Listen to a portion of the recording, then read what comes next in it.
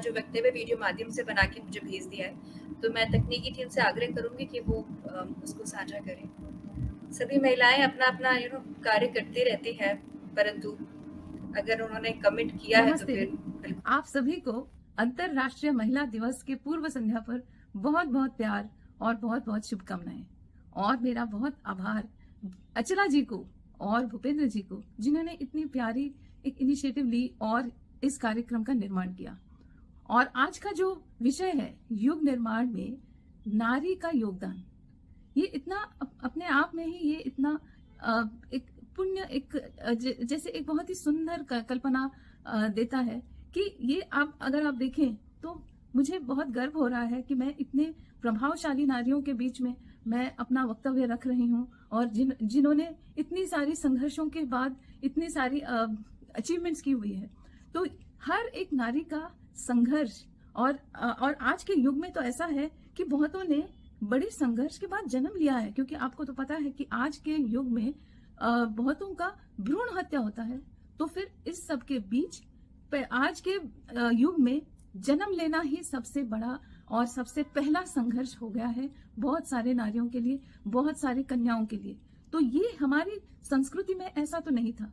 हमारी संस्कृति में आप अगर देखें तो नारी का बहुत ही एक विशिष्ट स्थान दिया हुआ है, जहां पर नारी को एक गुरु और माता तो है ही नारी, उसके बाद एक गुरु, एक शिक्षक, और सबसे पहली जो शिक्षक है कोई भी बच्चे के लिए, वो माता ही होती है।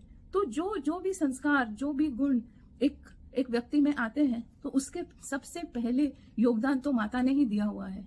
तो ये जो हम बात आज के युग में हम भूल गए हैं, उसको पुनः हमको स्मरण करने का समय आ गया है।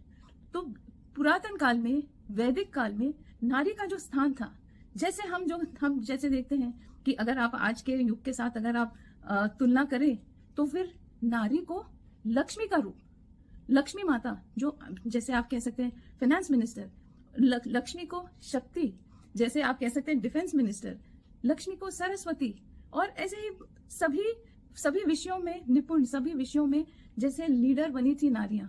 जैसे नारी शक्ति को इतना बड़ा और इतना अच्छा स्थान दिया हुआ है भारतीय संस्कृति में। तो इसका अर्थ यही है कि जब पुरुष और नारी दोनों नारियों को और नारी शक्ति को एक महत्वपूर्ण स्थान देते हैं, और नारी शक्ति को आदर सम्मान देते हुए, उससे कुछ सीख लेते हुए, अच्छी तरीके से नारी शक्ति का उपयोग करते हुए जब हम उसका उपयोग करते हैं, तो फिर हमारे पूरे समाज का कल्याण होता है और समाज आगे बढ़ पाता है। क्योंकि नारी जब जैसे दुर्गा माता हो सकती है, काली माता भी हो सकती है, और जब नारी डिफेंस या शक्ति का रूप लेती है, तो उसमें करुणा का भी एक अंश होता है। तो जो बैलेंस सोसाइटी में, जो बैलेंस समाज में होने की आवश्यकता है, तो वो मुझे लगता है कि नारी ला सकती है। तो आज के युग में ये भी आवश्यक है कि नारी को राजनीति में भी थोड़ा सा और आगे आना चाहिए, क्योंकि जो आज के युग में जो रूल्स बने हैं, जो भी कायदे कानून हैं, उसमें अगर नारी भी योगदान देती है, अगर नारी सामाजिक कल्याण के ओर ये सोचकर कुछ अच्छे रूल्स रेगुलेशंस वगैरह में उसका भी अगर योगदान होता है, तो समाज और भी अच्छे तरीके से आगे बढ़ पाएगा। तो इसी कारण मुझे लगता है कि राजनीति में भी नारियों को, माताओं को आगे बढ़ना चाहिए।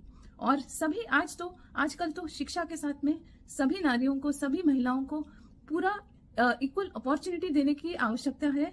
तो इसमें पुरुषों का भी और माताओं का भी, महिलाओं का भी बहुत योगदान होना चाहिए, इक्वल योगदान होना चाहिए, समान योगदान होना चाहिए। तो पुरुषों को ये नहीं लगना चाहिए कि ये तो महिला दिवस है, इसमें पुरुषों का क्या काम। तो पुरुष के साथ में महिलाएं तो जुड़ी हुई ही हैं, जैसे उनकी माताएं हैं, बहनें हैं, उनकी पत्नी है, बेटियां हैं, तो इनके साथ वो जुड़े हुए हैं ही। और महिलाएं भी ये नहीं कह सकती कि मैं सक्षम हूं तो मुझे कोई पुरुष की जरूरत ही नहीं है, आवश्यकता ही नहीं है, क्योंकि एक पिता, एक पति, एक भाई, ये सभी उसके जीवन में बहुत ही आवश्यक कुछ एस्पेक्ट्स हैं। तो फिर सभी एक साथ बैलेंस में नारी रख सकती है, जोड़े रख सकती है अपने परिवार को, अपने संसार को और समाज को भी। और इसी तरह ये समाज जैसे और भी शक्तिशाली बनेगा, वैसे ही हमारा देश भी और भी शक्तिशाली बनेगा। और मुझे लगता है यही एक रास्ता होगा, जब नारियां जब नारी शक्ति आगे बढ़कर ये योगदान करे हमारे सभी विषयों में, तब नारी शक्ति हमारे देश को एक विश्व गुरु बना सकती है। धन्यवाद, और आप सभी को फिर से एक बार बहुत बहुत शुभकामनाएं अंतर्राष्ट्रीय महिला दिवस के लिए। बहुत बहुत सुंदर। बहुत बहुत धन्यवाद राजलक्ष्मी जी। अभी आपने उनके विचार